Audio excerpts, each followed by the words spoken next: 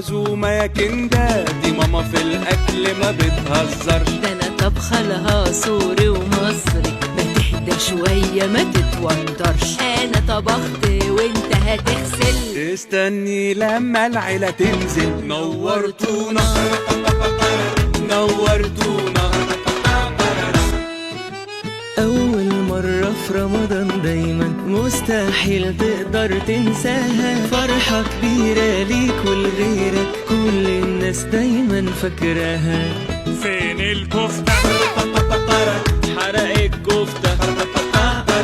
أول رمضان أصوم أنا وأنت، ما فيهاش بقى أكل في نص اليوم. ندوا بسرعة وراكوا بطولة، ابني بيكسب وكمان بيصوم. فرحانة بيكم انتوا الاتنين، عشتوا وشفتكوا يا عيال صايمين. فرحانة بيكم فرحانة بيكم.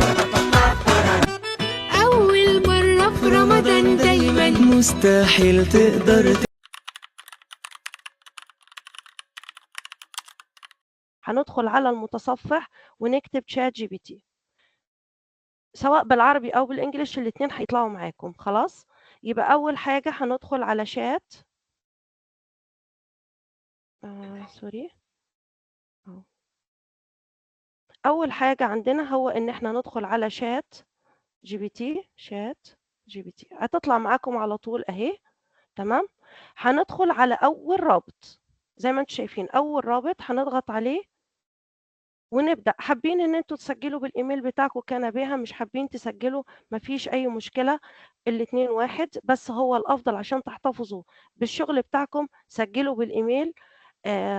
وبعد كده هتبدأوا تشتغلوا، هتفتح قدامكم الصفحة اللي انتوا شايفينها، صفحة بسيطة جدا جدا وما هيش معقدة. هنيجي هنا في خانة السيرش، هنكتب فيها الوصف اللي احنا عايزين من خلاله نبدأ نكون فكرتنا للعمل. فطبعا أنا بما إني مصرية فأنا هوصف أو طلبت منه يوصف لي بعض المشاهد الرمضانية أو الأجواء الرمضانية في مصر. فزي ما انتم شايفين كتبت له أنت خبير في كتابة برومبت للصور، فأنا طلبت منه أن يكتب لي برومبت لتوليد صور تظهر فيها الأجواء الرمضانية في مصر.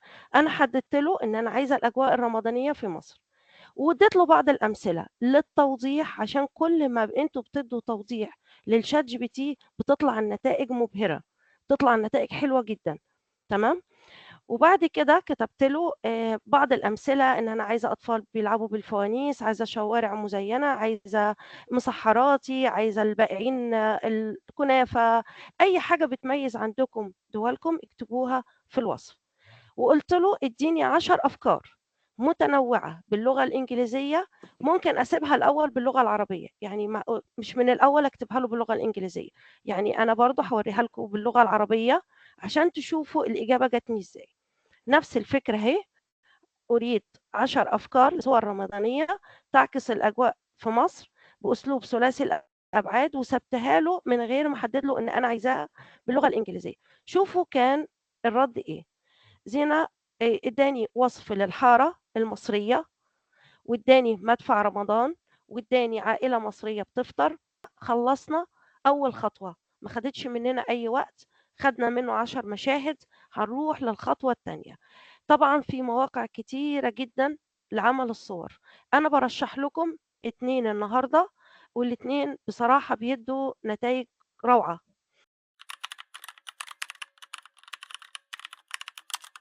أول حاجة عندنا بندخل على متصفح الإيدج عندنا أو بأي متصفح ونكتب ديزاينر.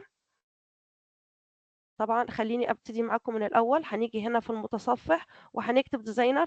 أستاذة سوزان أنا مدياكي كل المواقع، فياريت نحطها بالترتيب. ايوه، اول موقع انا بعته اللي هو يا جماعه شات جي بي تي، تمام، اللي هتحطوا فيه الوصف، تمام، او الامر اللي هتديهوله.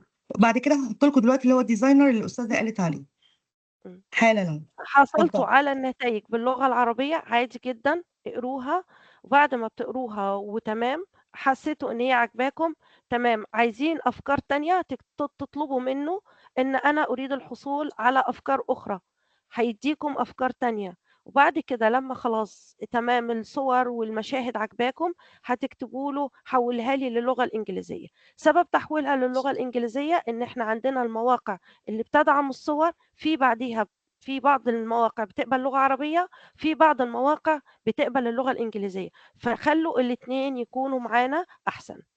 أول موقع هنروح عليه هو ليوناردو. ده واحد زي ما انتم شايفين هندخل على أول رابط وهعرفكم ازاي ان انتوا تقدروا تشتغلوا عليه عدة مرات وبطريقة مجانية. طبعا معظم الناس بتشتكي من ان في برامج مدفوعة، طب احنا ازاي نحصل عليه بطريقة مجانية؟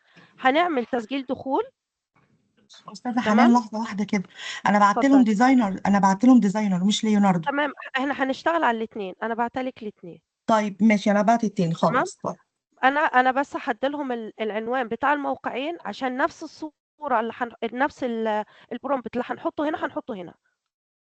يعني احنا هنشتغل على ديزاينر اهو، هنكتب هنا ديزاينر.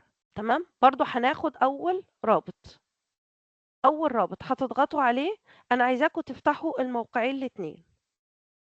مفيش اي مشكلة، انا ممكن افتح واشتغل على الاثنين في نفس الوقت. يبقى اخدنا واحد اللي هو ليوناردو، وخدنا مايكروسوفت وخدنا ديزاينر من مايكروسوفت. تمام، هيفتح قدامكم بالشكل ده. هنيجي من فوق هنعمل تسجيل دخول. بالنسبة لمايكروسوفت هنعمل عليه تسجيل دخول بالإيميل عادي خالص وننتظر، هتبقى قدامكم الصفحة بالشكل ده. أما ليوناردو عشان نسجل فيه، أنا مسجلة بس لازم أعمل مغادرة. برضو طريقة التسجيل إما تسجلوا بإيميل وهمي هيقبل منكم عادي خالص، وممكن تدخلوا بالإيميل الشخصي برضو عادي خالص. كل يوم بيديلكم 150 كوينز ممكن تعملوا بيهم صور جديدة.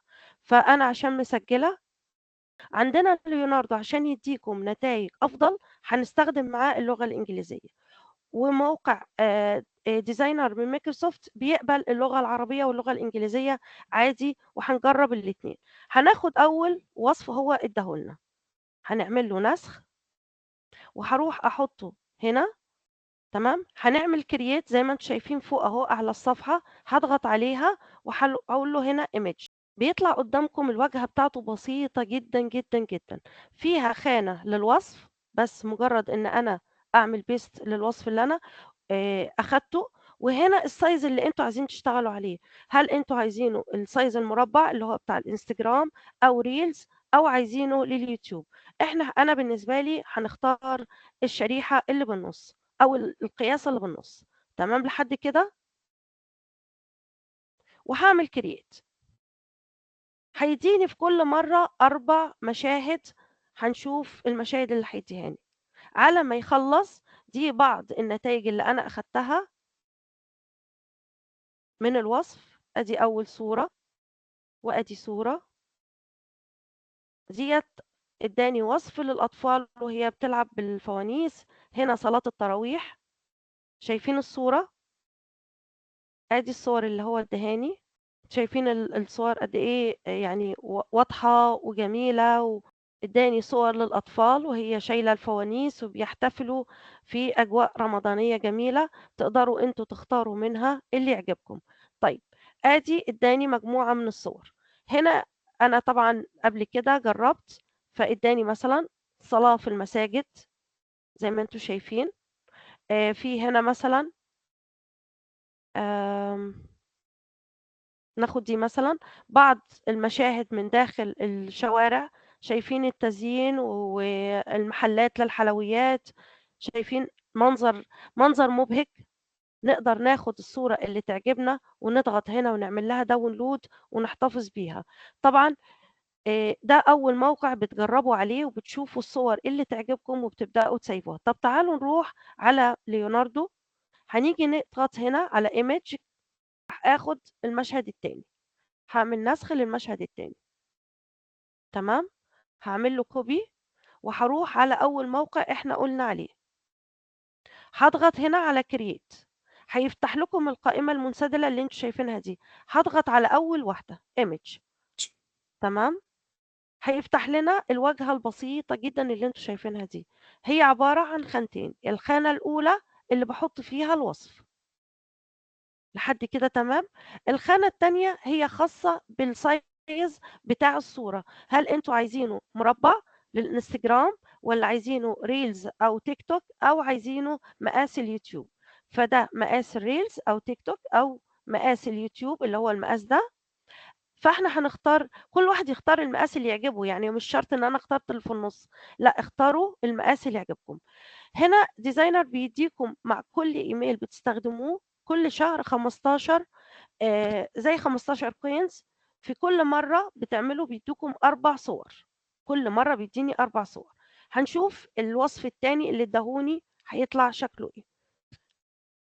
دي بعض النماذج، دي بعض النماذج اللي انا هنا اداني صلاة التراويح، هنا اداني الناس بعد الصلاة وهم قاعدين في الشوارع وعلى المقاهي في الشوارع المصرية. شايفين منظر حلو قوي ومبهج مع شكل الفوانيس ومع الألوان، كتير حلو.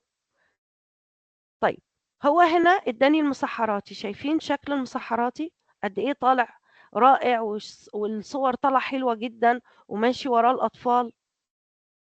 لحد كده تمام ولا برضو حابين ان احنا نعيد تاني؟ لا كده هناخد تمام، كده تمام. هناخد نفس البرومبت او نفس الوصف اللي احنا حطيناه في ديزاينر، هنروح نحطه فين؟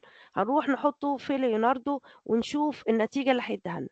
هنا اول حاجة لازم نتأكد ان من المقاس قبل ما اديله الخانة اللي فوق. اول خانة هو كاتب لكم عليها هي برومبت، هحط فيها الوصف. تمام، ادي اول حاجة. واتأكد ان انا على كلاسيك مود، واجي هنا لازم اختار المقاس اللي انا هشتغل عليه عشان ما هقدرش من الكوينز اللي عندي على الفاضي. يبقى انا لازم اتاكد من المقاس، انا عايزه المقاس ده، هضغط هنا واختار المقاس 9 16 او حسب المقاس اللي انتوا حابين تشتغلوا عليه. دي كلها خاصه بالسايز اللي انتوا حابين تشتغلوا عليه. هنا كاتب لكم عايزينها تيك توك، عايزينها انستجرام، عايزينها تويتر، فيسبوك، انتوا اختاروا اللي انتوا حابين تشتغلوا عليه.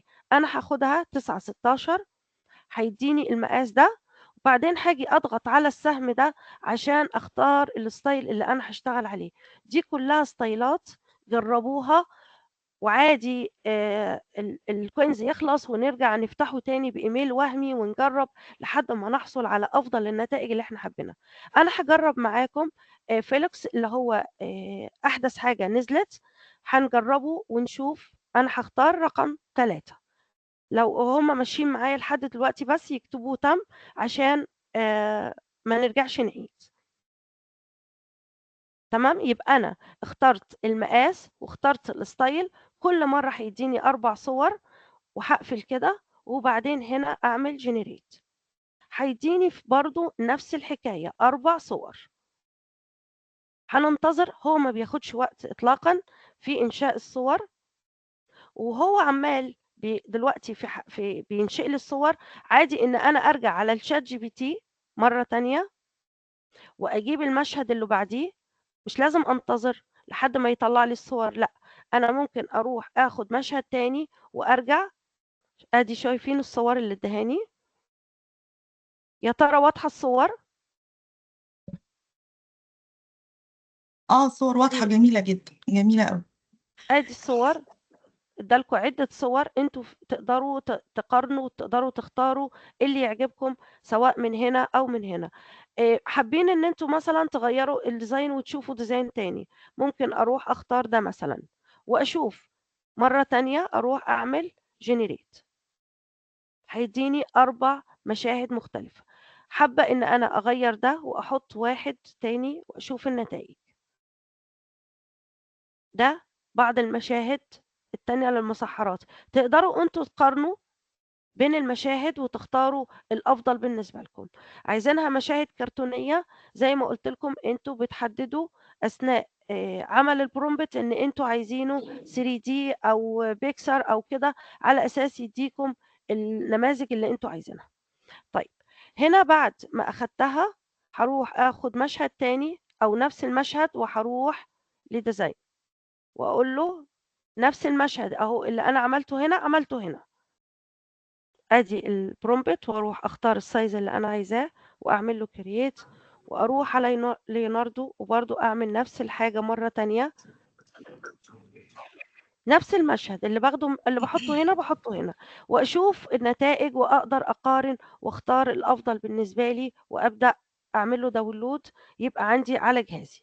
دي شايفين يعني احتفالية رائعة، الناس إفطار جماعي كبير يعني، تمام؟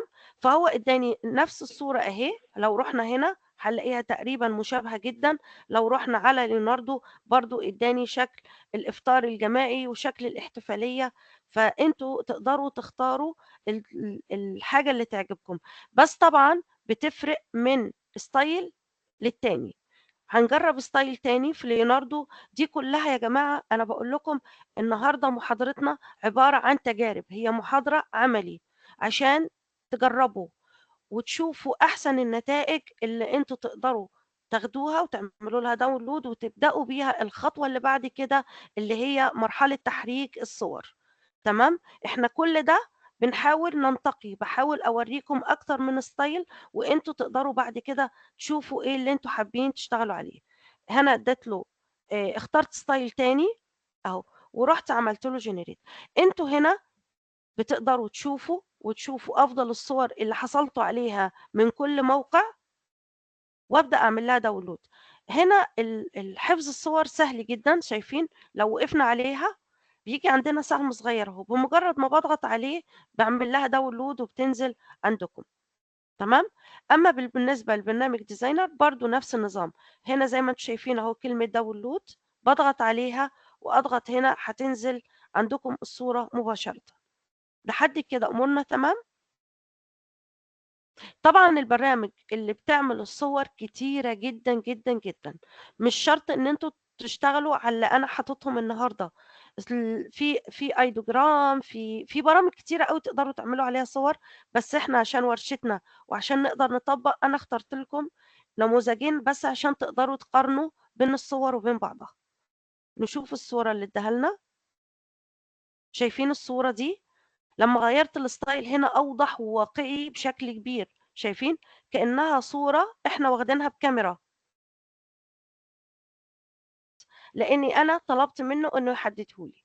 ادّاني صلاة التراويح وبدأ يوصفها لي، ادّاني التجمُّع العائلي، ادّاني المقاهي الرمضانية، ادّاني المحلات، ادّاني المسحّراتي، ادّاني الأطفال وهكذا.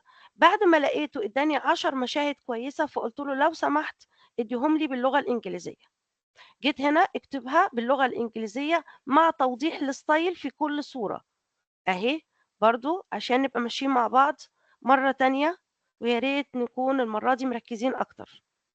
هنرجع فين هنا، أنا باخد نسخ من المشاهد زي ما أنتم شايفين كده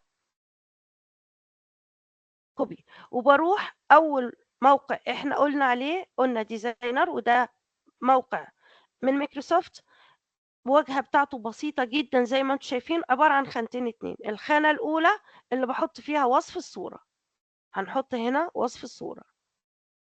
الخانة التانية هي خاصة بالمقاس بتاع الصورة، أهو اخترت المقاس إنستجرام، ريلز، تيك توك، يوتيوب زي ما أنتم حابين، أنا اخترت المقاس أهو وعملت create. هنشوف النتايج اللي الصوت ضعيف يعني أنا مش عارفة هل الصوت واضح والّا لأ أعلّيه؟ لا لا لا، الصوت واضح، الصوت واضح يا أستاذة حنان. في ناس كاتبة إن الصوت مش واضح، فأعتقد ممكن يكون من عندهم. لحد كده خطوتنا ماشية معاكم، بدأتوا تحصلوا على نتايج.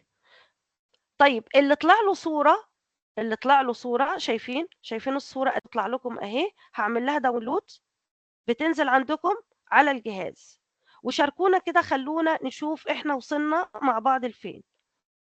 يالّا، أنا دلوقتي مثلًا مش عارفة لأ مش هتنفع.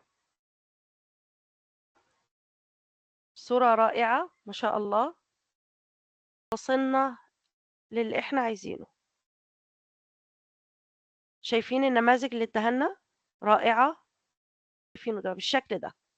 عبارة عن خانتين 2 سهل جدًا وبسيط، واحد الأولاني بنكتب فيه description أو الوصف بتاع الصورة، والتاني اختاروا منه المقاس وبس اعملوا جنريت هيطلع لكم أحلى صور إن شاء الله. نتابع معاكم الصور الجميلة اللي انتوا نزلتوها لنا. ما شاء الله عليكم، حلو جدا على التفاعل. شكرا يا جماعة على التفاعل. هروح زي ما حطيته هنا، أنا آخر مشهد حطيته إيه؟ خدت المشهد ده عشان يبقى هو ونقارن بين النتائج. هروح هنا على ليوناردو وأشيل الوصف اللي أنا حطاه، وآجي هنا زي ما قلت لكم أهم حاجة أدوس على السهم ده عشان أختار الستايل اللي يعجبني. وزي ما انتم شايفين هو البرنامج ما بيطولش في إصدار الصور. على ما يعمل الصور نشوف مين تاني بعت لنا صور. ضروري ندخل بالإيميل؟ لا مش ضروري. على ليوناردو مش ضروري ندخل بالإيميل، ممكن ندخل بأي إيميل وهمي برضو ونسجل عليه. بس لو خلصت الكوينز، شايفين المشاهد اللي ادهاني؟ قبل ما تطلعوا من الموقع سيفوا الصور اللي عجبتكم، عشان انا هطلع من الموقع دلوقتي وهعرفكم ازاي نسجل عليه مرة تانية. بس حاولوا تركزوا معايا عشان ما نعيدش تاني. انا دلوقتي عايزة مثلا الصورة دي عجبتني، هعمل لها داونلود. تمام، انا الصور دي ما شاء الله حاسة ان هي حلوة فعجباني، فانا اسيفها عشان بعد كده اعمل لها الحركة بتاعتها واسيفها. ابدا اختار المشاهد اللي تعجبني. ما كل مشهد عجبني وانا حابه ان انا اسيفه. طيب انا دلوقتي عشان الناس اللي بتسأل على طريقة التسجيل، انا هنا هخرج من التسجيل.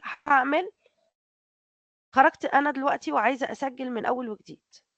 شايفين اول ما تدخلوا على المتصفح هتتفتح لكم ويطلع لكم اول رابط. هتدخلوا على اول رابط هيقول لكم انتوا عايزين تسجلوا ابل ولا بجوجل ولا مايكروسوفت، ولا انتوا عايزين تسجلوا بايه. احنا هنروح على اخر واحده. تمام، اخر واحده عشان اسجل بايميل وهمي هروح على المتصفح واكتب مهمل. نركز في عمليه التسجيل. هدوس على له اكمل. هيجي هنا يسألني الباسورد حطوا أي باسورد حابين تحطوه، بس يكون يشمل حروف كابيتال وسمول. تمام، وأعيده مرة تانية.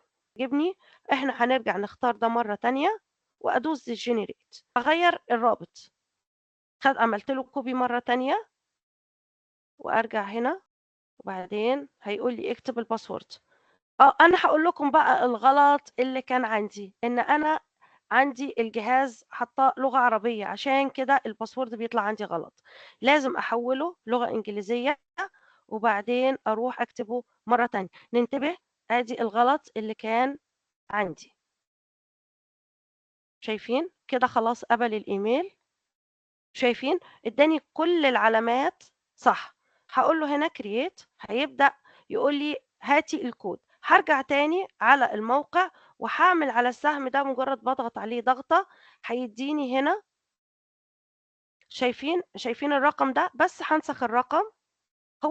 هو ده الكود اللي انا هحطه.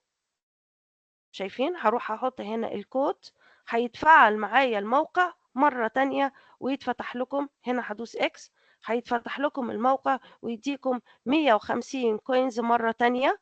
هنا هعمل صح ليتس جو. خلاص انا كده فتحته مرة تانية. لو بصيتوا هتلاقوا ان هو اداني 150 كوينز مرة تانية. لحد كده امورنا تمام. دي طريقة التسجيل اللي احنا لما يخلص معانا ال 150 كوينز اللي احنا بنعمل بيهم الصور ولسه احنا ما حصلناش على الصور اللي عجبانا او اللي احنا عايزينها وحابين نجرب تاني وتالت لحد ما نحصل على افضل صور. دي طريقة التسجيل على ليوناردو. اما بالنسبة للديزاينر لازم تغيروا الايميل. تمام، هنا هندخل على ايمج مرة تانية وابدأ احط الوصف اللي كان عندي. هروح على شات جي بي تي اخد وصف تاني اهو، كوبي، وارجع احطه مرة تانية في خانة الخاصة بالوصف، وقلنا هنا كلاسيك مود لازم أتأكد منها، لازم أتأكد من القياس اللي أنا عايزة أشتغل عليه، خلاص، وهنا أختار الستايل اللي أنا عايزة أشتغل عليه، أتأكد من الخطوات دي كلها علشان هو كل مرة هيخصم منكم 39 كوينز فما ضيعهمش على الفاضي. هاضغط هنا ونشوف النتايج اللي هيديهاني، ودي هتكون يعني آخر مجموعة صور إحنا هنحصل عليها عشان نروح للخطوة اللي بعدها. قبل ما ننتقل للخطوة اللي بعدها، في حاجة صعبة في اللي إحنا قلناه؟ شايفين؟ ادّاني شكل الشارع والمقاهي والناس قاعدة بعد الفطار، يعني مشهد موجود عندنا في بلادنا مُتعارف عليه. لحد كده أمورنا تمام؟ هنبدأ نشتغل على تحريك الصور دي، تمام؟ أول موقع هندوس عليه ونبدأ نسجل. ممكن بعد ما أستنفذ كل المحاولات في تحريك الصور وحابة إن أنا أشتغل عليه مرة تانية، أقدر أدخل عليه بإيميل وهمي. هنشوف مع بعض إزاي برضه طريقة التسجيل. هنروح على نفس نفس الموقع وأعمل تغيير لإن إحنا استخدمنا الإيميل ده، وهاجي هنا أضغط وأرجع تاني. هو هنا على طول هيبعت لي كود على الموقع. هاضغط هنا، شايفين؟ هيدّيني ده الكود اللي هيفتح لي الموقع، copy وأرجع تاني على الموقع، أضغط paste وكده فتح معايا الموقع بمنتهى البساطة. زي ما أنتم شايفين كل مرّة هيفتح معاكم راح يدّيكم 80 coins أو 80 محاولة مجانية هتقدروا تستخدموها. في كل مرة إحنا بنستخدم فيها تحريك الصورة هتلاقوا بيخصم مني 4. يلا نشوف مع بعض تحريك الصور. هضغط على أول خانة هنا image to video اللي أنا عايزة أحول الصورة لفيديو، أو عايزة text to video لو أنا عادي مثلا النص أنا هديله نص وهو يحوله لي لفيديو. إحنا لا، إحنا عملنا الصور ودي أفضل. أنا عملت صورة وعايزة أحولها لفيديو. هنختار مثلا صورة الولد open. طيب أنا دلوقتي المفروض إن أنا أكتب له أنا عايزة أعمل إيه من الصورة، تمام؟ أنا عندي ده مشهد، لأ ده أنا ممكن أربط كمان مشهدين ببعض، يعني ممكن أحط الصورة دي وأربطها بمشهد تاني. آخد مثلا صورتين وأربطهم ببعض، تمام؟ يعني كمان الموقع ممكن يوفر لي ربط الصور ببعض. هاجي هنا بيقول لي اكتبي أنتِ عايزة إيه، مثلًا أنا عايزاه يمشي، أنا عايزاه مرجح الفانوس، عايزاه يلعب بيه، عايزاه بيضحك، أي وصف أنتم عايزينه. طب أنا مش عارفة أكتب الوصف ده، ممكن أروح أجيب وصف الصورة اللي أنا استخدمته في إنشاء الصور، تمام، وأحطه هنا مرة تانية. يعني لو مثلًا خلّينا ناخد مشهد من اللي إحنا عملناهم دلوقتي، مثلًا زي دول. أنا هاخد ده وهاخد مشهد ده داونلود، هاعمل الصور أهي سيف. خلاص دلوقتي هم صاروا كلهم عندي. هادخل على الموقع وهاختار مشهدين من اللي أنا لسه عاملاهم. داونلود، آدي واحد، آدي المشهد الأول. حابين إنه يبقى مشهد واحد عادي خالص، ممكن نجرب مشهد واحد. هنا البرنامج بيديني إيه؟ بيديني 4 ثواني مدة المشهد، يعني مدة المشهد الواحد مدته 4 ثواني. دلوقتي أنا دي الصورة اللي استخدمتها، ممكن أروح آخد الوصف بتاعها، شايفين الوصف اللي هو ده أهو، هاخده كوبي وأرجع للموقع وأحطه هنا paste.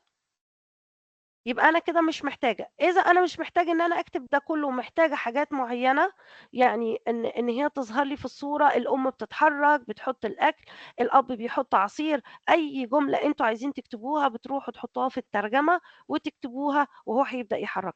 طب أنا عايز أحط صورتين، هاحط الصورة التانية وأختار رقم 2. هنا أنا زي مشهدين وعايزاه يدمجهم لي مع بعض، تمام؟ وهنا هو زي ما قُلت لكم الخطة المجانية بتدّيني 4 ثواني، الخطة المدفوعة تدّيني 8 ثواني، دي درجة الدقة. هنا ده أنتم عايزين تعملوه small medium large، عايزين أي اختيارات أنتم عايزين تختاروها، بس هو طبعًا الأفضل نخلّيها على الأول. هنا برضه دي حاجات في النسخة المدفوعة، كل أي حاجة مكتوبة مقفولة كده تعرفوا إن هي في النسخة المدفوعة. يبقى إحنا المشهد مدته 4 ثواني وبقية الاختيارات هي، بس أضغط هنا وأنتظر ثواني معدودة وهيطلع لي المشهد. ثواني وبيطلع لكم المشهد. آدي المشهد، نكبره. شايفين إزاي دمج الصورتين ببعض؟ نشوف مرة تانية. تمام كده؟ طيب فرضًا أنا الصورة دي عجبتني، أنا الصورة هنا عجبتني وعايزة أعمل لها download. في حاجة هنا ممكن أعملها قبل ما أعمل download للصورة، إذا الصورة عجبتني ممكن أعمل لها رفع للجودة بتاعتها، ممكن أرفع جودتها. أنا بمجرد ما هاضغط هنا هيقول لي أنا عشان أرفع لِك جودة الصورة راح آخد منِّك 4. عادي جدًا، ممكن أنا لو الصورة عاجباني ممكن عادي إن أنا أضغط عشان يرفع لي جودة الصورة، هيرجع يعملها لي مرة تانية وهتبقى بجودة مرتفعة. عشان بعد كده لمّا نيجي نجمّع الفيديو، أنتم عارفين إن المواقع بتقبل دايمًا الquality الأعلى هو اللي بيحقق نجاح أكتر في مواقع التواصل، فإحنا نكون حريصين إن إحنا نشتغل على أعلى quality في الصور أو في الفيديوهات. شايفين الموقع ما بياخدش وقت خالص، ممكن على ما ده يخلّص أهو نشوف المشهد مرة تانية. هنا رفع لي درجة الquality بتاعة المشهد. طيب نروح نعمل واحد تاني. هنا مثلًا أنا عايزة أستخدم أكتر من مشهد، شايفين؟ ممكن أحط أكتر من مشهد، وممكن أحط مشهد واحد فقط، أشيل دول أختار مشهد مثلًا مشهد واحد. المرة دي أنا عايزة مشهد واحد بس، مش عايزة أكتر من مشهد وأدخّلهم في بعض. آدي المشهد أهو، وهاروح أعمل create مرة تانية. الموقع سريع جدًا وما بياخدش وقت. ولو أنا شايفة إن أنا مش محتاجة إن أنا أرفع جودة الصورة وشايفة إن هي كويسة وتأدي الغرض، فعلى طول أقدر أعمل لها download. بس نشوف لمّا تخلص. هنا شايفين السهم الصغير؟ هو ده اللي أنا من خلاله أقدر أحمّل الصورة وتنزل عندي زي ما أنتم شايفين على الجهاز. نشوف الصورة، لأ اللي بعدها. هنا آدي المشهد الجديد، شايفين؟ لو عجبكم الموقع نشوف تشجيعكم كده والّا نشوف أنتم صاحيين، نايمين، إيه النظام؟ ها، عجبكم الموقع الأول؟ أيوه يا ريت تكتبوا لنا على الشات يا جماعة، ما شاء الله عليكِ يا أستاذة حنان. الله يكرمك. يبقى إحنا استخدمنا الموقع ده، شايفين؟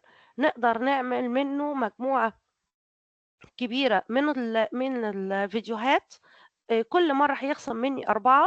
بمجرد ما أستهلك ال80 credit أو ال80 coins اللي هو مديهم لي، عادي جدًا ممكن أروح أفتحه مرة تانية بأي إيميل وهمي لحد ما أحصل على كمية الفيديوهات اللي أنا هاقدر أستخدمها وأربطها بعد كده مع بعض في المونتاج، وهي الخطوة الأخيرة عشان أحصل على فيديو رمضاني. لحد كده يا جماعة أمورنا تمام؟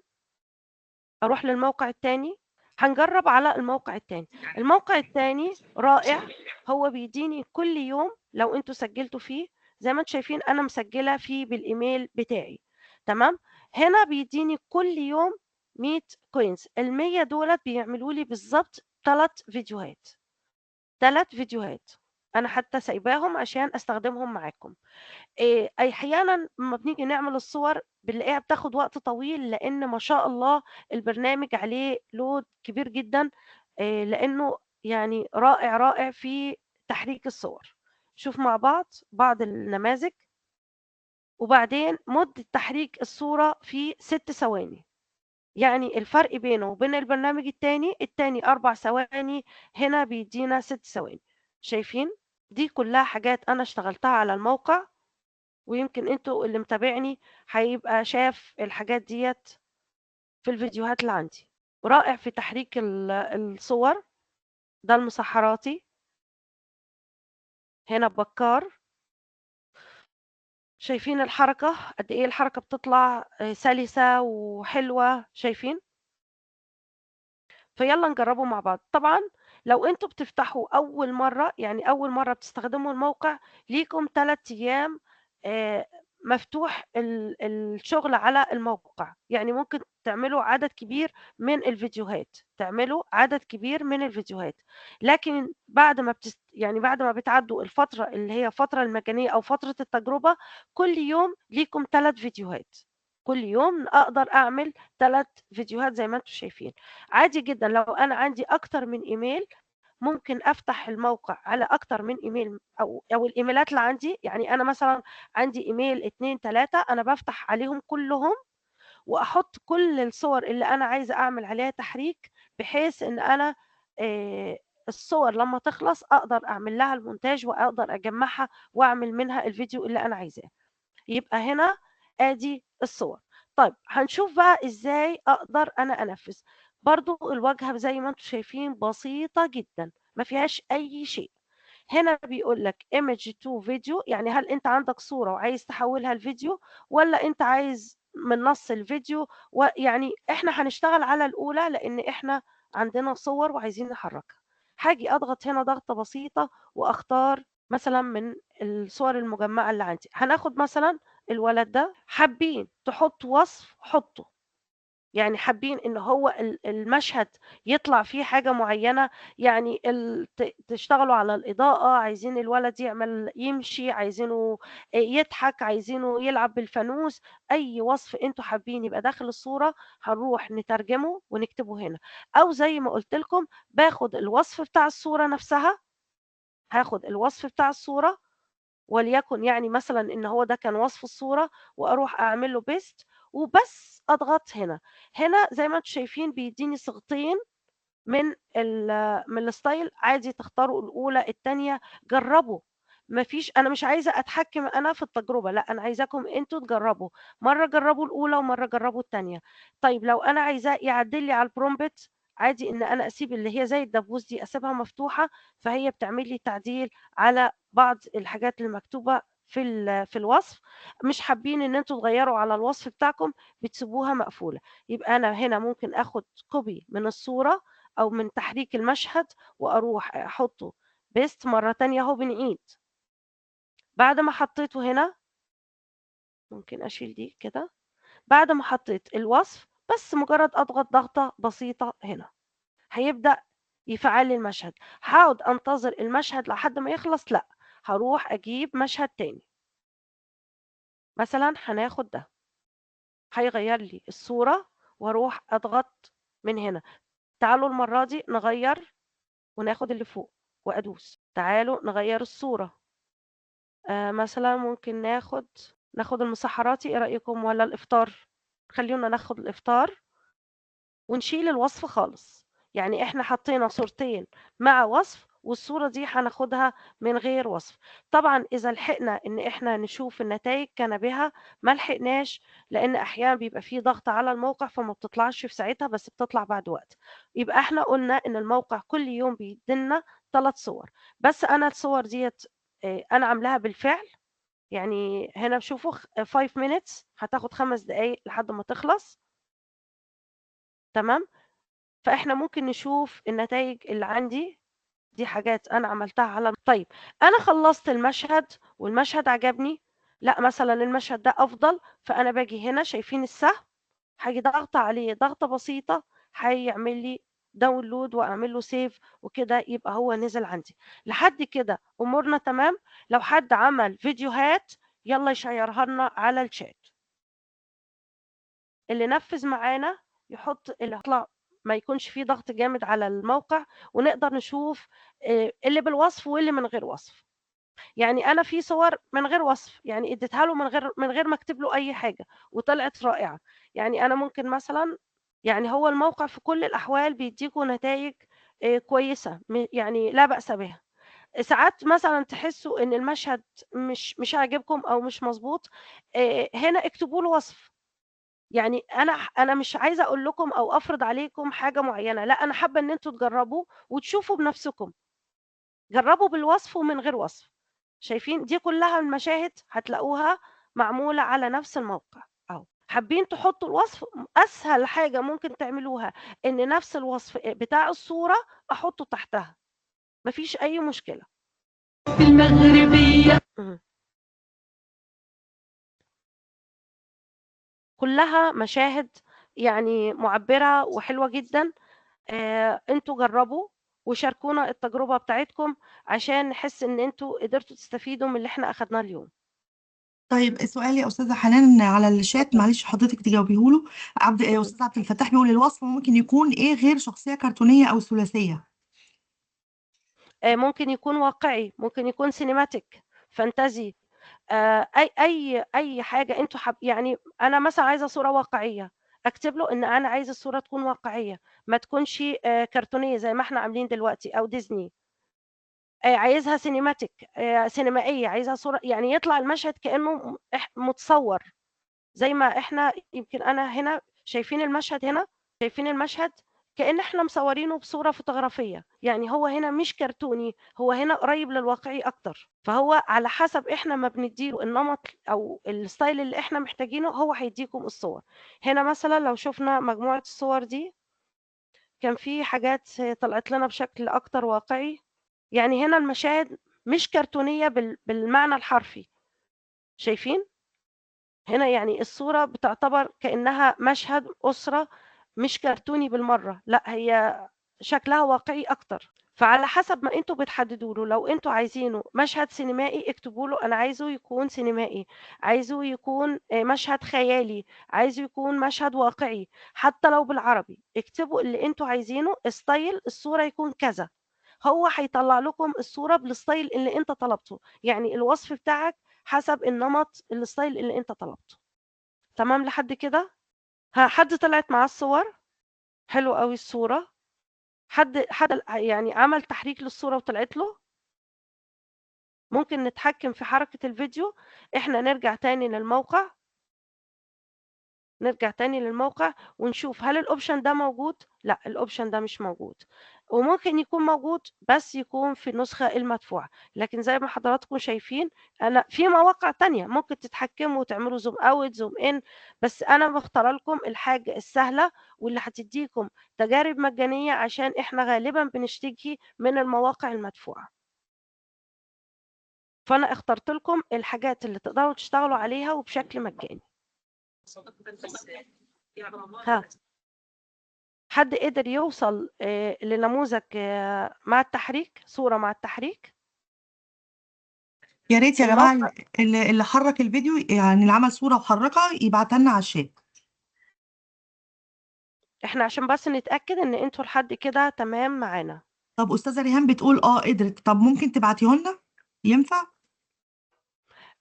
في حد بيقول ما قدرت، ليه ما قدرتيش؟ يعني الموقع الأولاني الصور بتطلع بسرعة جدًا، الموقع التاني قُلت هو نتيجة للضغط ممكن تتأخر شوية، يعني إحنا لو بنشتغل في وقت متأخر عن كده، الصور ممكن تطلع معاكِ بسرعة جدًا، بس إحنا في الوقت ده بيبقى الموقع عليه ضغط. الموقع ده بالذات بيبقى عليه ضغط، بس النتايج بتاعته مبهرة، النتايج بتاعته كويسة جدًا، فعشان كده باقول لكم أنتم لو عندكم أكتر من إيميل ممكن أنزّل الصور على كل الإيميلات، بحيث إن أنا بمجرد ما الصور تكون خلصت أبدأ أجمّعها في المرحلة الأخيرة وتطلع 10 على 10 إن شاء الله. الموقع ده نتايجه بتطلع سريعة، نجرّبه مرّة تانية مع بعض للناس اللي يمكن ما لحقتناش. هاخد أي صورة، خلّينا ناخد ديّة أي مشهد، نشوف المشهد بتاعها اللي هو ده، ناخد الوصف أهو زي ما قُلت لكم، بس مجرّد إن أنا آخد الوصف وأروح أحطّه مع الصورة، فين الصورة أهي، أروح أحط له نفس الوصف، نفس الوصف. أبسط يعني بادّيكم أسهل حلول، بس وحتى اللي تحت كُلّه مش محتاجة إن أنا أغيّر فيه أي حاجة، لإن التغيير كُلّه خاص بالنسخة المدفوعة. إحنا بنشتغل على النسخة المجانية بس مجرّد إن أنا أضغط هنا وخلال ثواني بتحصلوا على النتيجة. فاللي قدر يحصل على نتايج يا ريت يشاركنا بيها. شايفين يعني أنا حتى من غير ما أكتب له حاجة عمل لي المشهد اللي كانوا بيتكلموا عن الحركة، أنتم كل ما يعني أنا لو المشهد عِدته أكتر من مرّة هو نفس المشهد، أنا كل مرّة البرنامج بيدّيني 4 صور، لو أنا استخدمت ال4 صور عدة مرات وجيت عملت فيديو، الفيديو هيكون متناغم لإنه كلّه هيبقى واخد نفس الزوايا بنفس الشكل بنفس المضمون، نقدر نعمل منه فيديو حلو جدًا، تمام؟ مشهد بدون وصف، شايفين؟ أنا حتى بدون وصف المشهد طالع رائع جدًا، جدًا، جدًا. زي ده برضه لإنشاء الصور، شوفي يا أستاذة سوزان، إحنا ما اشتغلناش على الموقع ده، لكن شوفي النتايج بتاعته. فيكس فيرس جميل حلو. مم. شايفة المشهد رائع. اه. مم. بس إحنا النهارده بنحاول نديكم بعض النماذج، وبنعيد وبنزيد وبنكرر عشان الناس تقدر تطبق وتقدر تستفيد من الورشة. على فكرة يا أستاذ أمير، هي في كل خطوة هي ما عدتهاش مرة واتنين، ده عدتها 4 5 6 مرات. يعني احنا في كل خطوة كنا بنقف ونعيدها تاني، ان كانت في ناس بتدخل متأخر، عشان كده ده اللي أخرنا. تمام يا أستاذة حنان، يلا هنخش على المونتاج بقى، مش كده؟ تمام، إحنا كده يلا. خلصنا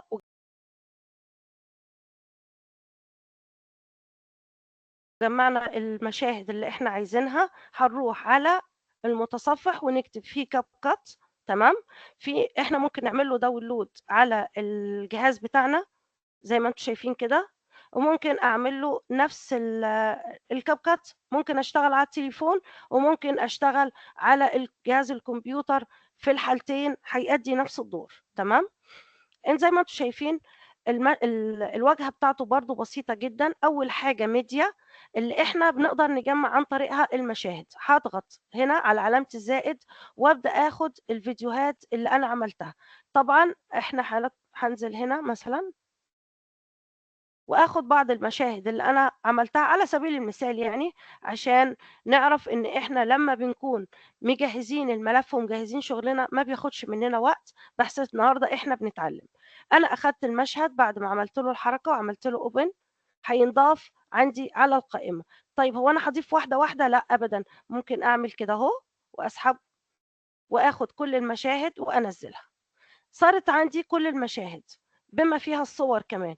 أنا دلوقتي هاروح على المشاهد اللي معمول لها حركة وأضيفها. بمجرد ما باضغط على الزائد أقدر أضيف كل المشاهد اللي تعجبني. لأ ده إحنا مش عايزينه، ده مشهد طويل. تمام. هاخد المشاهد اللي مكتوب عليها 6 ثواني. دي كلها مشاهد أهي. طيب أنا عندي الأغنية بتتحط على line. اختاروا بقى الأغنية اللي تعجبكم، اللي أنتم عايزين تشتغلوا عليها. لو أنتم عندكم الأغنية أو فيديو حولوه لMP3، وبعدين تقدروا برضه تضيفوه من الميديا بنفس الطريقة. يعني أنا عندي أغنية معينة هاحولها عن طريق أي برنامج لتحويل الأغاني لMP3. هاحولها وبعدين أجيبها هنا، هتبقى عندي ضمن المحتويات اللي أنا شغال عليها. باعمل لها إدراج، بتنزل تبقى على الخط تحت كده، وابدا اجمع المشاهد. لو انا المشاهد عايزاها كتيره، عادي ان انا اصغر المشاهد كده، شايفين؟ بس اعلم على الصوره وابدا اصغر المشاهد لو انا عايزه مشاهد متعدده اهو. ممكن انا مش عايزه دي مثلا تتكرر، هروح اعمل لها حذف. انا عايزه منها مثلا صوره واحده عشان يبقى عندي في تنوع في المشاهد بتاعتي اهو كده. بدأت لسه لأ ده أنا بس كده كفاية، أنا مش عايزة أزيد. ممكن أصغّر بس ده شوية أهو، وأطوّل ده هنا، أفتحهم شوية بحيث إن أنا أملى الأغنية كلّها، شايفين؟ بس أدي كل اللي أنا عملته. طيب هتقولوا لي بس في بعض الصور بيطلع عليها اسم الموقع من تحت. هنشوف واحدة يكون عليها اسم الموقع. أنا يمكن عشان أنا عاملة لهم حفظ بدون علامة مائية. إذا طلع معاكم الكتابة فوق أو تحت عادي جدًا. بمجرد ما بادوس على الزاوية وأسحب بس البرواز لبرّه، أو الصورة بعيدة، عادي جدًا إن أنا أقف عليها وأسحب. في هنا لمّا أضغط على المربع ده، هاختار من هنا برضه نفس الموضوع، الsize اللي أنا عايز أشتغل عليه. إحنا شغالين على 9:16 عشان يدّيني القياس المضبوط لكل الصور. يبقى هارجع هنا أشوف الصورة رقم 1 مضبوطة تمام، أروح الصورة رقم 2 لأ، عليها الكتابة أهي شايفين؟ هاسحب بس سحبة بسيطة لبرّه، بدل ما أقول لكم ادخلوا على برنامج لإزالة العلامة المائية، لأ، بمنتهى البساطة إحنا ممكن بس نسحب المشهد لبرّه شوية وخلص الموضوع أهو. عشان أنا مش عايزة العلامة المائية أو العلامة الخاصة بالبرنامج تظهر، بس أسحبها لبرّه شوية. هنا العلامة طلعت فوق عادي جدًا، أسحبها برضه برّه شوية. هنا خلاص أنا عملتها، هنا برضه نفس النظام نسحبها وهكذا. ما خدش مني اي وقت. طيب انا خلصت المشاهد اللي انا عايزه احطها، طب انا عايز اعمل ما بينهم حركه. في هنا عندي افكت، انا ممكن طبعا في حاجات مدفوعه، اي حاجه مكتوب عليها برو يعني معناها ان هي تبع الخطه المدفوعه. طب واللي مش عليها يبقى معناها ان هي خطه مجانيه. لان انا لو حطيت اي حاجه برو لما اجي اعمل حفظ للفيديو مش هيتحفظ معاكم، لان انتم مستخدمين بعض الخواص المدفوعه. فانا مثلا هستخدم ده، حطيته على المشهد خلاص. طب لو أنا عايز أعمل انتقالات، يعني الحاجة اللي بتنقل من مشهد للتاني، برضو ممكن أروح أختار حاجة مش مدفوعة، أو بمجرد ما باضغط على زائد هنا انضافت أهي للمشهد. طيب لو أنا عايزة نفس المؤثر ده ينضاف على كل الشرائح وما ما أفضلش أحط كل واحد لوحده، شايفين هنا apply to all، يعني لقيناه إن هو حط على كل المشاهد. عايز أبطئها شوية أهي، أخلي الانتقالات تكون يعني أتحكم فيها أهي. نقدر نتحكم فيها ونتحكم في أبعادها، ونقدر دلوقتي نفتح المشهد ونشوف. في المغربية رحمة ساعة أدانا الله أكبر، ونعلي حسنا ونقول هي، ونجري عالبيت نتنطط، وقلوبنا من الفرحة تزقطط، ونقول لبعضنا رمضان جه. هنا مثلا أنا لقيت إن أنا حاطط صورة مش فيديو، عادي جدا أرجع على الميديا وأشيل دي، أعمل لها ديليت، وأبدأ أنزل مشهد من المشاهد مرة تانية. يعني أشوف المشاهد، الفيديوهات هتلاقوا مكتوب عليها 6 من فوق أهي، دي معناها إن أنا منزلة مشاهد. مثلا في مثلا احنا ناخد المشهد ده، لقيته مثلا الأغنية فيها مقطع انتوا عايزين تغيروا موقع الأغنية، يعني عايزة أغير أقصد الصورة مش ماشية مع الكلام، عادي أنا ممكن أبدل الصور اللي الأطفال بيجروا فيها مكان بعض. شايفين بمنتهى البساطة، بس أعلم على الصورة وأبدأ أحركها من مكانها بمنتهى البساطة.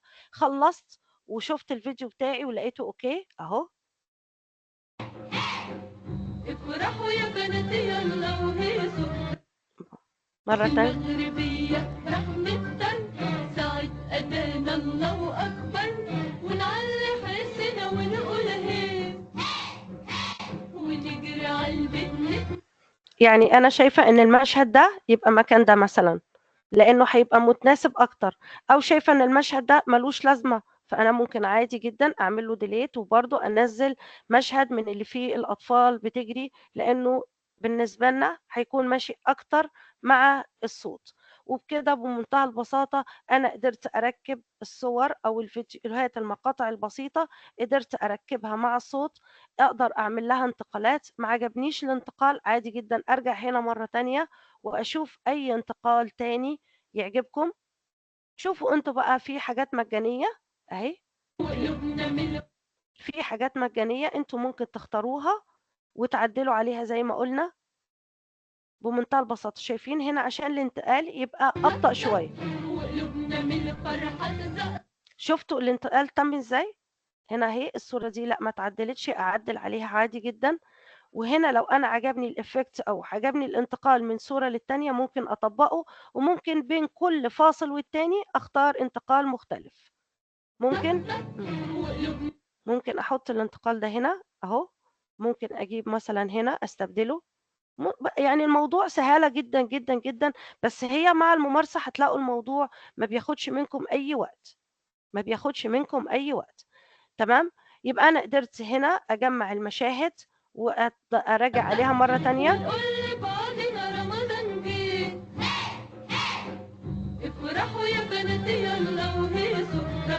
هنا لقيت أنا مش حاطة انتقال، عادي جدا أروح أحط الانتقال، عايزاه أبطئه عشان يعمل يعني يبان الإفكت في الانتقالات ما بين الصور ويطلع شكله أحلى. عادي أهو أبطأ شوية من هنا زي ما انتم شايفين كده أهو، أخد كل مشهد أو كل انتقال شوية أبطئه عشان يديني نتيجة أفضل وأوضح. ونشوفه بقى للمرة الأخيرة.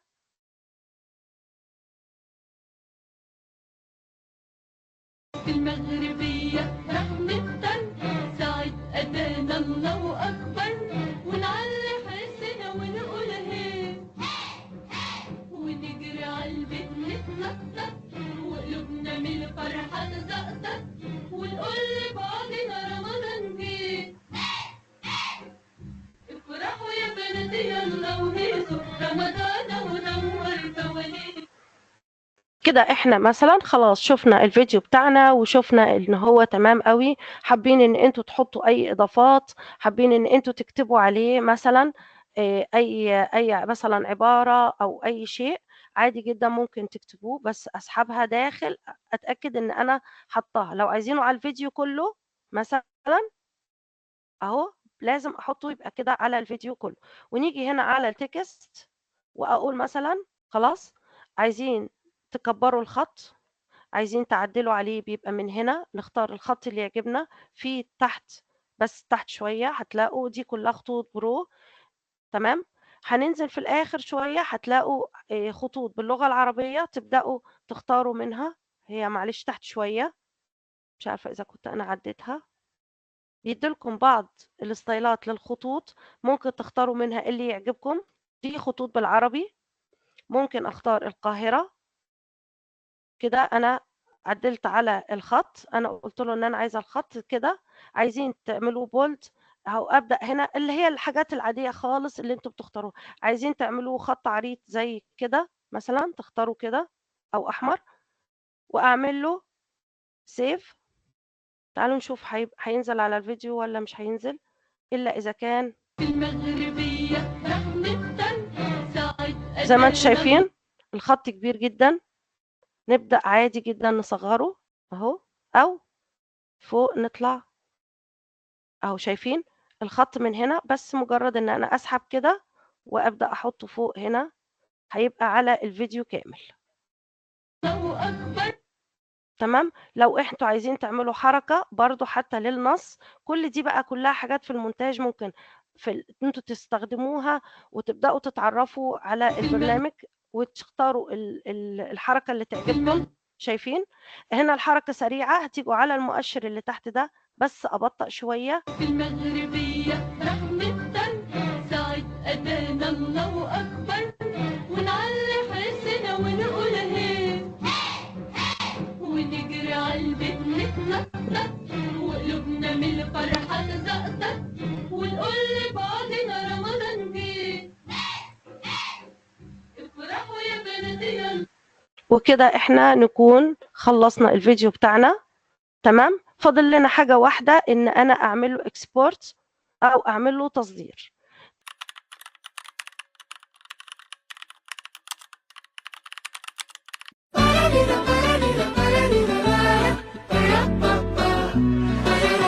أول مرة في رمضان دايما مستحيل تقدر تنساها، فرحة كبيرة لك ولغيرك كل الناس دايما فاكراها.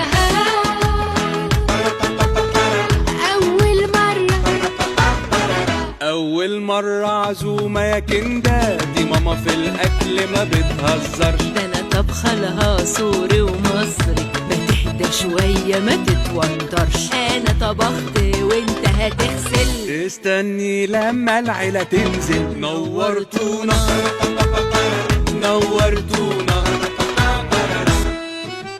أول مرة في رمضان دايما مستحيل تقدر تنساها، فرحة كبيرة ليك ولغيرك كل الناس دايما فاكراها. فين الكفتة؟ حرق الكفتة. أول رمضان أصوم أنا وأنت، ما فيهاش بقى أكل في نص اليوم. مدوا بسرعة وراكوا بطولة، ابني بيكسب وكمان بيصوم. فرحانة بيكم انتوا الاتنين، عشتوا وشفتكوا يا عيال صايمين. فرحانة بيكم فرحانة بيكم. أول مرة في رمضان دايما مستحيل